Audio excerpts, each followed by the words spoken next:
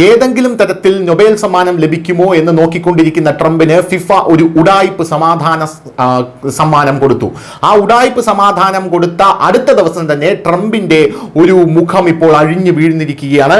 ട്രംപിന്റെ വെടിനിർത്തൽ 45 ദിവസത്തിനകം തകർന്ന് തരിപ്പണമായി എന്നാണ് അറിയാൻ സാധിക്കുന്നത്. ട്രംപ് നിർത്തി എന്ന് പറയുന്ന യുദ്ധം ഒന്ന് ഇസ്രായേൽ ഫലസ്തീൻ യുദ്ധമാണ്. ആ ഇസ്രായേൽ ഇപ്പോഴും ഫലസ്തീനിൽ ആക്രമണം നടത്തിക്കൊണ്ട് തന്നെ ഇരിക്കുകയാണ്. അതിനുശേഷം ഓപ്പറേഷൻ സിന്ദൂർ ട്രംപ് നിർത്തി എന്ന് പറയുന്നു. എന്നാൽ ഇന്ത്യ ശക്തമായ ഭാഷയിൽ ലോകരാജ്യങ്ങൾക്ക് മുമ്പിൽ ട്രംപിനെതിരെ തിരിച്ചടിക്കുന്ന കാഴ്ചയാണ് കാണാൻ സാധിച്ചത്.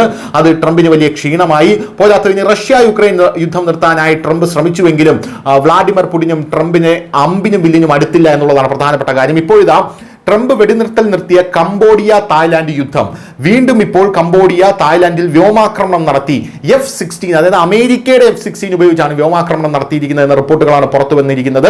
കംബോഡിയയിൽ തായ്ലാന്റ് വ്യോമാക്രമണം ആരംഭിച്ചതിന് പിന്നാലെ ഏഷ്യയിൽ ഒരു ഹൈ ടെൻഷൻ മൂഡ് ഉടലെടുത്തിട്ടുണ്ട് എന്ന് പറയാതിരിക്കാൻ നിർവാഹമില്ല. സമാധാന ശ്രമങ്ങൾക്കിടയിലും തായ്ലൻഡും കംബോഡിയയും തമ്മിലുള്ള അതിർത്തി തർക്കം വീണ്ടും രൂക്ഷമായി.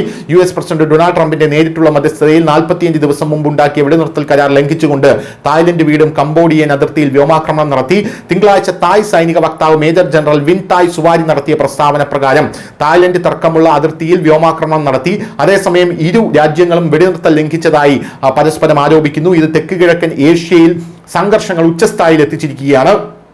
കംബോഡിയൻ അതിർത്തിയിൽ ആക്രമണം നടത്താൻ തായ്ലൻഡ് F-16 യുദ്ധവിമാനങ്ങളെ വിന്യസിച്ചു. ഉബോൺ റാറ്റ് ചത്താനി പ്രവിശ്യയുടെ കിഴക്കൻ ഭാഗത്തുണ്ടായ 2 പുതിയ ഏറ്റുമുട്ടലിൽ ഒരു തായ് സൈനികൻ കൊല്ലപ്പെടുകയും 4 പേർക്ക് പരിക്കേൽക്കുകയും ചെയ്തതായി തായ് സൈന്യം പുറത്തിറക്കിയ പ്രസ്താവനയിൽ പറയുന്നു. ജൂലൈയിൽ അതിർത്തിയിൽ തർക്കം 5 ദിവസത്തെ പൂർണ്ണതോതിലുള്ള യുദ്ധമായി വളർന്നു. US പ്രസിഡന്റ് ഡൊണാൾഡ് ട്രംപും മലേഷ്യൻ പ്രധാനമന്ത്രി അൻവർ ഇബ്രാഹിമും മധ്യസ്ഥതയിൽ വെടിനിർത്തൽ പ്രഖ്യാപിച്ചു. ഒക്ടോബറിൽ കോലാലംപൂരിൽ ഒരു പ്രധാന വെടിനിർത്തൽ കരാർ ഒപ്പുവയ്ക്കുന്നതിന് ട്രംപ് സാക്ഷ്യം വഹിച്ചു. പക്ഷേ വെടിനിർത്തൽ 2 മാസത്തിൽ താഴെ മാത്രമേ നിലനിന്നുള്ളൂ എന്നുള്ളതാണ് മറ്റൊരു പ്രധാനപ്പെട്ട കാര്യം. News desk news India Malayalam.